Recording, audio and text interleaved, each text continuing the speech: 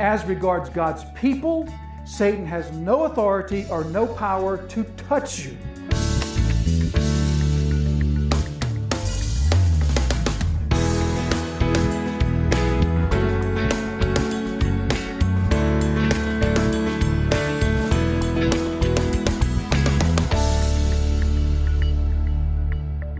Then he went home, and the crowd gathered again so that they could not even eat. And when his family heard it, they went out to seize him, for they were saying, "He is out of his mind." And the scribes who came down from Jerusalem were saying, "He is possessed by Beelzebul. By the prince of demons he casts out the demons." And he called them to him, and he said to them in parables, "How can Satan cast out Satan? If a kingdom is divided against itself, that kingdom cannot stand. And if a house is divided against itself, that house will not be able to stand. And if Satan has risen up against himself and is divided, he cannot stand, but is coming to an end. But no one can enter a strong man's house and plunder his goods unless he first binds the strong man. Then indeed he may plunder his house. Truly I say to you, all sins will be forgiven the children of man, and whatever blasphemies they utter. But whoever blasphemes against the Holy Spirit never has forgiveness, but is guilty of an eternal sin. For they were saying, he has an unclean spirit. And his mother and his brothers came, and standing outside, they sent to him and called him, and a crowd was sitting around him. And they said to him, "Your mother and your brothers are outside seeking you." And he answered them, "Who are my mother and my brothers?" And looking about at those who sat around him, he said, "Here are my mother and my brothers. For whoever does the will of God, he is my brother and sister and mother." So the passage that we just read, of course, is just dripping with authenticity. Because in this one passage, we see these two incidents that if anyone was going to make up this story of this teacher who was later claimed to be God, nobody would include details such as the teacher's immediate family not believing in him and thinking that he's crazy. And then furthermore, the religious leaders of the land also thinking that not only is he not to be believed, but he's possessed of demons. Nobody would have included such details if they were making this up. So once again, Mark's gospel just comes to us as one of the most clear gospels to see just the authenticity of what Mark is writing. This is not the product of men writing this and making the story up. This is the authentic gospel delivered to us from the pen of Mark. So in the passage that we turn to today, one thing that I think about is I'm thinking of the interchange between Jesus and these religious leaders and the declaration that they believe that he's possessed of demons, and then Jesus' parables that are to follow. I'm reminded of course, the fantastically successful trilogy of the original Star Wars movies. Remember those original Star Wars movies from the 70s? George Lucas just really hit it big with that trilogy of movies because, among other things, it was an imaginative story, but among other things, it really tapped into something all of us have deep within our hearts, and that is a sense of the battle between good and evil. In the language of the Star Wars movies, it was the dark side versus the light side, of course, with Luke Skywalker and his Jedi warriors. It was the dark side and the light side against one another. But that was just a retelling, so to speak, of the ancient story since mankind has existed, of the battle between good and evil, the battle between light and dark. However, in the Star Wars movies, one of the most notable things that's different from our battle between good and evil is because even in the Star Wars movies, when the two sides were never really evenly matched, it could always be said that either side could emerge victorious. You never really knew which side was going to emerge victorious, which was what made it into a good story. But the story, the reality of good versus evil in our world is nothing of the sort. Our story of good versus evil is one in which the victor has been determined before the story began. So that's what we come to this morning when we see the strong man, the true and right strong man, who is here now, and he declares, "I am here to reclaim my rightful kingdom." We realize this was how it was going to be all along. So with that just brief introduction, let's now just jump into the passage. We have before us this morning an enormous passage, an enormously weighty passage. This wrestles with the question of doctrine. that probably is one of the most weighty questions that Christians face today. I can think back through all the questions that I've been asked as a pastor, and I think that probably the three most common questions that pastors are often asked are, well, number one, how can I know for sure that I'm saved? Number two would be, I think that I've committed the unpardonable sin. I think you've committed the unforgivable sin. Number three would be, where did Cain find his wife? But number one and number two certainly are two of the most popular questions that pastors are asked. This is a very common question that people wrestle with. I've indeed wrestled with it myself. This idea that there is a sin that is so heinous, that is so offensive to God, that there is no forgiveness for this sin, naturally leads one to ask the question, well, is this something that I've done myself? And so you too probably have wrestled with this question at some point or another. So in order to wrestle with this question with any amount of fairness, we have a large amount of things to cover this morning. So parts of the message this morning is going to feel like that we are flying through this, and we have to in order to get all this in. So parts of it, we're just going to have to go fast. But at the same time, we need to dial ourselves in and pay attention, because what God has for us is indeed very, very significant and very important for us. So as we dive right in, beginning from verse 22, and the scribes who came down from Jerusalem were saying he's possessed by Beelzebul. So these scribes are coming, we're told, down from Jerusalem, and that's always the language that we see in Scripture. Whenever someone comes away from Jerusalem, it's always said to come down from Jerusalem. Jerusalem is higher in elevation than the surrounding areas, but it's not a question of elevation. It's a question of theology. It's a question of doctrine. So Jerusalem was always sort of seen as the high point. And anytime you went to Jerusalem, you were said to be going up to Jerusalem. Anytime you came from Jerusalem, you were said to be coming down from Jerusalem, regardless in the change of elevation. So this clues us in. So first of all, just something of the mindset of these scribes who are coming down from Jerusalem to attend to this matter of this upstart little preacher up in the north area of Galilee who's now preaching all these things, and we're hearing these stories about him doing all these miraculous deeds and casting out demons and everything. So let's come down from Jerusalem to look into this. You can kind of see the mind frame already, the mindset already. So verse 22 again, and the scribes who came down from Jerusalem, the word has reached the far corners of the kingdom by this point, all the way in Jerusalem. The scribes have heard of this, and they make it a point now to come and make this visit. So they come down from Jerusalem, and they were saying he is possessed by Beelzebul. So two times here we're going to see this phrase or a similar phrase in the imperfect, which means to say that they were continually saying. This was sort of they didn't just say this once. They didn't make the statement one time, oh, we think he's possessed of Beelzebul. This was something that was being said over and over. This was a common thing. They were saying he is possessed by Beelzebul. So at this point from verse 23, he called them to himself. And he's possessed by Beelzebul, and by the prince of demons, he casts out demons. Then verse 23, he called them to himself. So let's pause right there and let's interject just a little bit of information from Matthew's gospel, which gives us a little bit more information that will help us to really get a firm grasp on the mindset of the scribes who are coming down to attend to this matter. So in your notes from Matthew chapter 12, verse 22, then this is the same incident in Matthew's gospel. Then a demon-oppressed man who was blind and mute was brought to him, to Jesus, and he healed him, or he cast the demon out, so that the man spoke and saw. So there's a man possessed of a demon. The demon is causing the man to be both blind and mute, can't see, he can't speak, and they bring him to Jesus. Jesus casts the demon out. Afterwards, he is then able to see and speak as well. So then verse 23, and all the people were amazed, and they said, can this be the Son of David? So the people see this and they start saying, could this be the Son of David? Now they don't mean, could this be a descendant of David? Could this be someone in the tribe of Judah, descended down from David? What they mean is, could this be Messiah? Could this be the Son of David for whom we have been waiting? So Jesus has cast this demon out, this demon who has double plagued this man with blindness and muteness.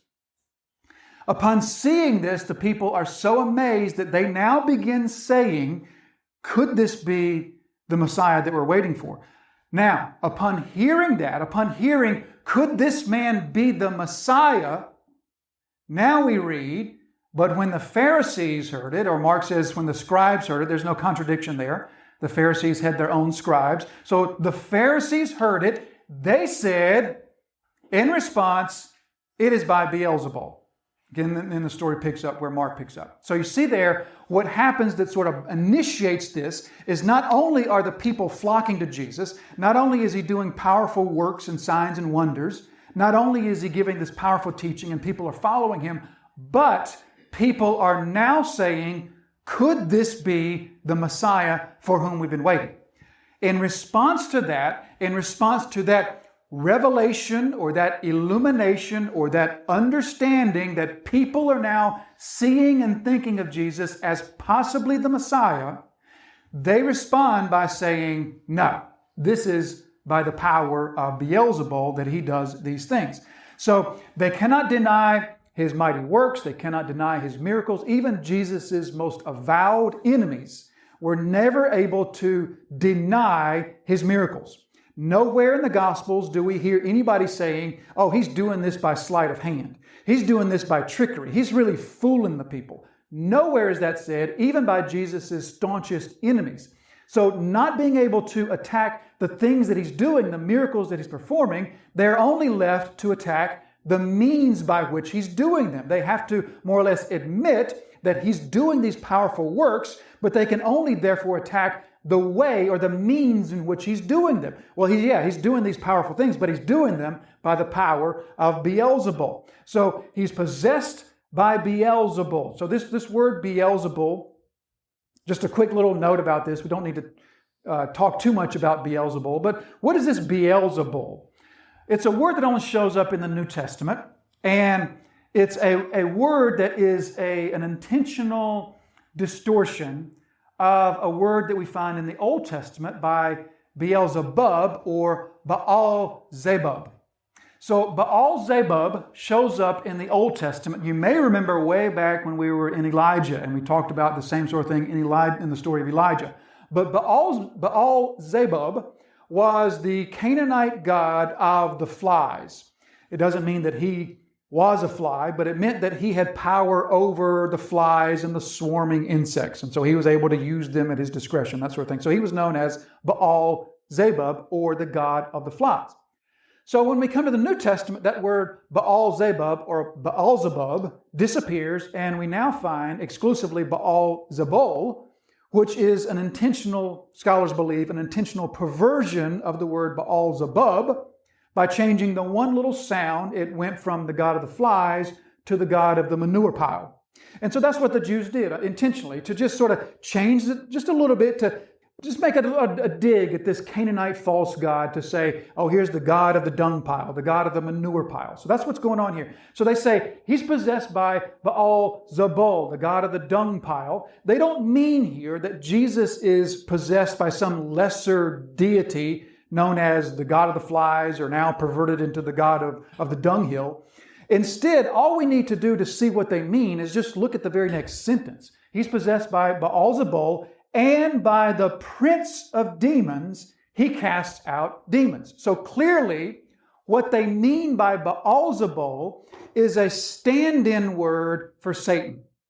Because they go on to say, and by the prince of the power of demons, that's how he's doing this. So now, that word prince, in our English vernacular, we often think of the child of a king who's sort of waiting his turn to be king.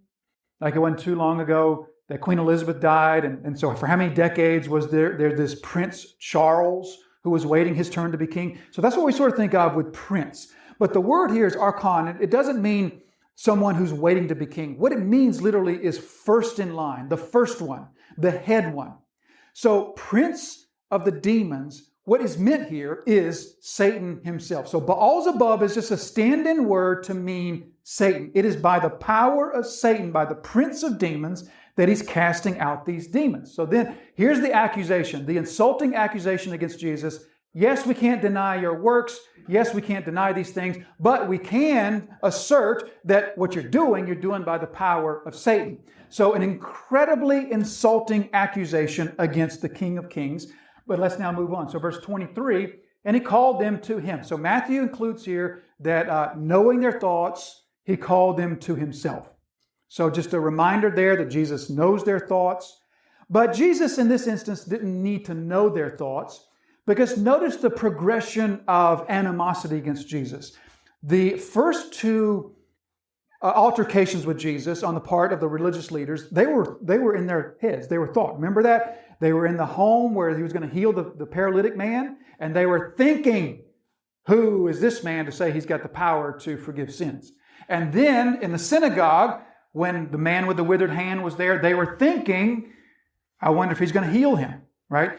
Jesus in both of those occasions knew their thoughts, but here he doesn't have to, because now the opposition, they're speaking it out loud.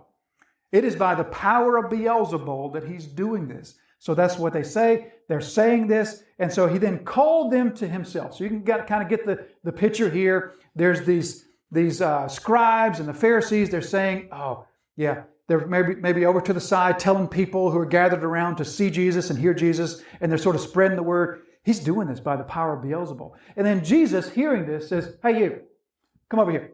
Let's talk about this. So he calls them to himself. He says he called them to him. And he said to them in parables. That word parables, parabola there just means a throwing alongside, to throw something alongside. And so this is the first of Jesus' parables in Mark. And that throwing alongside just tells us what a parable is. It's like a casting something along the side of something else. So there's a teaching, there's a truth, there's an instruction, and alongside of that is cast this parable to illustrate or to further teach or to further clarify. And so this is the first of Jesus' parables. We're going to look at more of those to come. But now he says that he speaks to them in parables. And now first, this is not a parable, but first, straightforwardly, he says, how can Satan cast out Satan? So Jesus then confronts them with this most logical of questions to say, what a dumb thing to say. What an absolutely dumb thing to say that I'm casting out demons by the power of the prince of demons. Because how can Satan cast out Satan? Verse 24, if a kingdom is divided against itself, that kingdom cannot stand. Verse 25, and if a house is divided against itself, that house will not be able to stand. I mean, that's just common sense. Verse 25 there, by the way, is where our government, our nation is it the motto, united we stand, divided we, this comes from that passage there. If a house is divided against itself, that house will not be able to stand.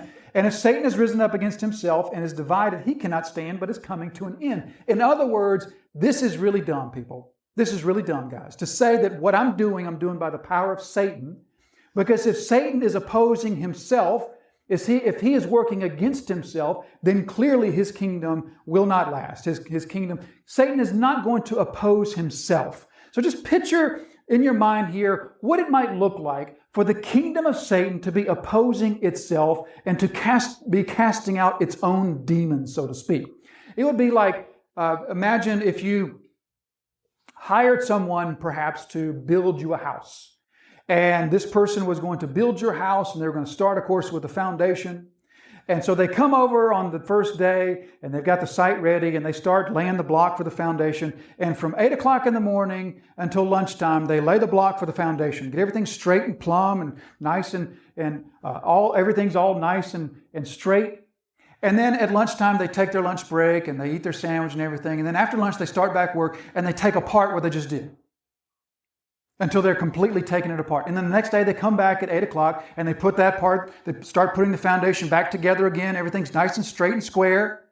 After lunch, they take it back apart again. And you say, that's the most ludicrous thing I've ever heard. And Jesus says, listen to what you just said. It's the most idiotic thing of all, the most idiotic accusation to say that it's by the power of Satan that I'm casting out Satan's cronies. And now he's going to cast alongside of that the parable. Verse 27, but no one can enter a strong man's house and plunder his goods unless he first binds the strong man, then indeed he may plunder his house. So here we come across the teaching. We've already looked ahead to this teaching because this is a major theme in Mark's gospel, at least for the first 8 chapters. The theme of the true strong man, the right strong man who has returned, so to speak, to regain his rightful kingdom. There's been a false strong man. There's been an unrighteous strong man who's come and he has made inroads into the strong man's kingdom. And he has taken captive some of those of the strong man's kingdom. Now the true strong man, the right strong man, he is now here, and he is here to bind and to cast out the false strong man. So we've been talking about that since way back in chapter 1. So we don't need to spend a great deal of time with that other than just to say that this is the imagery that Jesus wants us to have of himself. That the true and righteous strong man has come. We can just see the meaning of the parable here is plain and open and right out front for us to see. If you were wanting to rob someone's house, then most naturally what you've got to do is you've got to either overcome the people that are in the house, either by greater force, you've got to somehow get them out of the way. You can't just go in and take someone's things unless you first either bind or take away or deal with the ones who are there. A stronger one than them has to bind them in order to take their stuff. And so this is the picture that Jesus is painting. If somebody's going to plunder somebody's house, then the only one that can do that is one who's stronger, one who has bound them. So the picture that you have of binding them and plundering their goods, I'm thinking of like this ancient army, where they conquer a city and they plunder the city and they plunder the people's houses, and anything that they wanted, they just take. That's the image that Jesus wants us to have. Not of this ravaging army that's taking what's not theirs, but instead the one who is the rightful strong man, the rightful king, the rightful ruler, who has come and he's plundering the weaker strong man's goods. So what of Satan's is the strong man Jesus plundering? What of Satan's possessions is the right strong man taking or plundering? Of course, Satan has no material possessions, right? Satan doesn't own any buildings or cars or any equipment or any physical things. His kingdom is a spiritual kingdom. And so the plundering of Satan's goods is the plundering of souls, because that's what Satan owns. He owns souls. And that's what Jesus is saying, that the strong man is here, he's bound the other one, and he's plundering the souls that the weaker strong man has claimed for himself. And so Jesus is saying, your analogy, your idea that I'm doing this by the power of Satan is just ludicrous, but instead, what this is really showing you is that one who's stronger than Beelzebul, stronger than the prince of the demons, is here, because that's the only way that the demons' goods, meaning the souls of people, will be plundered from him, is if one stronger than him binds him. And so here we come across, once again, the Scripture's teaching that Jesus has bound Satan. Satan right now is bound as regards God's people, as regards the church. So when you think of Satan and what he's doing today, when you think about Satan's activity, do not think of some supernatural being that just has free reign to run amok and do whatever he wants. That is not the case. As regards God's people, Satan is absolutely bound. Take a look at Colossians 2 and verse 15. Jesus disarmed the rulers and authorities. Or Luke in chapter 10, verse 17 and 18. This is when Jesus sends out the 72. The 72 return, and they return with joy, saying, Lord, even the demons are subject to us in your name. And Jesus said to them, I saw Satan fall like lightning from the heavens. Or Matthew chapter 16 and verse 18. On this rock I will build my church, and the gates of Hades shall not prevail against it. Satan right now is given a type of short leash, a type of short chain in which God is allowing him, in the sovereignty of God, as God looks over all of his creation, God is allowing Satan to do certain things, and to, particularly with those who are not God's people, God's allowing Satan to do certain things, but it's all within God's control. And as regards God's people, Satan has no authority or no power to touch you. He has no ability to do anything to God's people aside from God's sovereign, loving permission.